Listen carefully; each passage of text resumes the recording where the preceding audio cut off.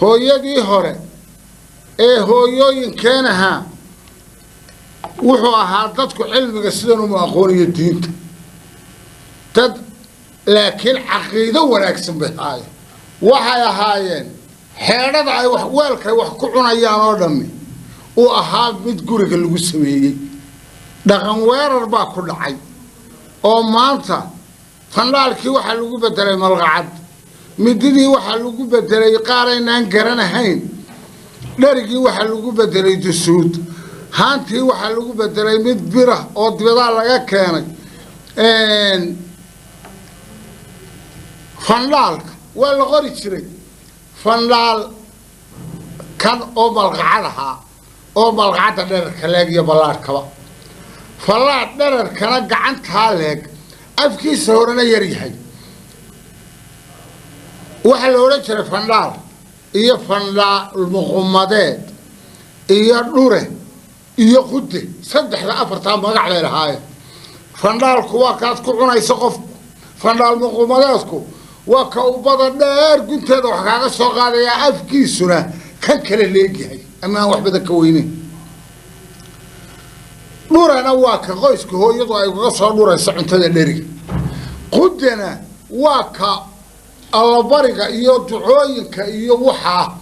oo laba goor waxa la dara intuu mar qaadaan laba ruux marin jirin oo afartaa nooc bay ahayd midiyaha waynu tuman jiray adeer oo midi yaroo la yidhaaho adhi qor iyo midi qoys iyo midi reer iyo midi geel afartaasi midiyuuna ahaan jiray anigu intaan ka garanayo xeedhihii xeedha sibiidi iyo xeedha inkaal iyo xeedho iyo xeedho duco afartaasi iyaguna ahaayeen oo mid bilaydhada leeg oo xeedha inkaal la odhan jiray xeedha sibiidi madibadaha u ekay xeedho qoys oo carruurta cuntada loogu wada ridahay waxaa jirtay gogosha aqalka oo dermadii darfoolayda ahayd arosada loo dhigi jiray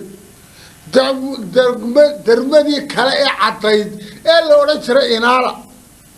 degmadii cawda ballaadhan la odhan jiray bayluulidii tii sijaada ahayd ina layn jira meesha way ka baxeen waxaan maanta arkay oo baska ayla soo raacay waa aragteenoo cawihii dibaddaa laynooga keena waa curyaamin dhaqankii la curyaaminayo caw oo dhan dibaddaa laga keenay midi oo dhanna dibaddaa laga keenay wax la wixii dhari ahaa dibaddaa laga keenay war maanta waxaa gaadhigeena soo raacday salladii islaamuhu ay ku tari jireen kalayada ee kalaygii hebnila dhaadhacay loodhan jiray oo salladihii caaga baa loo keenay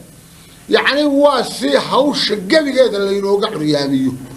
oo aroorta haddii ama dhibaato kala dhacdo ama kala goodhaco adduunku isu tallaabi waayo wax allo waxaad goglatiyo waxaad wax ku cuntay iyo waxaad wax ku qaadataba aad weydo waa dhaqan weerar